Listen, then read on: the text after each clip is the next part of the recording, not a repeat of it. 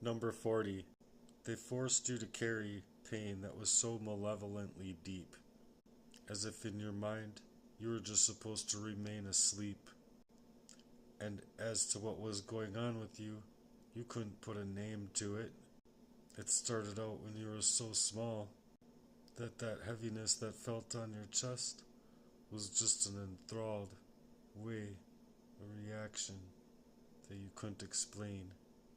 So no matter how hard you tried to fight for reason, you just couldn't reason with it. And for some reason, you just couldn't trace it back to the source, even though it would have been obvious if you weren't poisoned. You couldn't necessarily cry out because you didn't necessarily know what you'd be crying out about, but you sure would end up crying. And nobody would be able to look at you as if you were you. You were just some depressed you. Or they had to figure out some other terminology, but you didn't know which part of your soul that it was clawing at.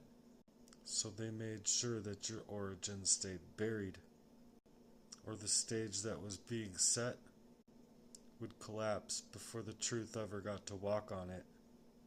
So after that long, and you finally figured it out, it took you straight to the ground.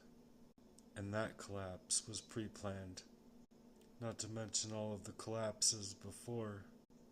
They clasped in on you so bad, aiming straight for your heart, your mind, and all of that they did, alone, took everything, including the sanctity of your own home, after all that you had to fight through. And them memories didn't just flood back. It started as a trickle. And so you kept digging and digging until finally they started to creep in. And each one left you shaky, slowed to the bone, in such a painful way, in your own home. And after that long, you just thought, how could they do this to you? And would they realize what they've done? Because this part should hit like a meteor. They left you crashing so hard. And for all of your life, meaning to snake you out of your whole voice. And you couldn't even make a choice. So when you did, it was as if you were being hard pressed so bad. And you were being rigged to fall, covertly with full intent.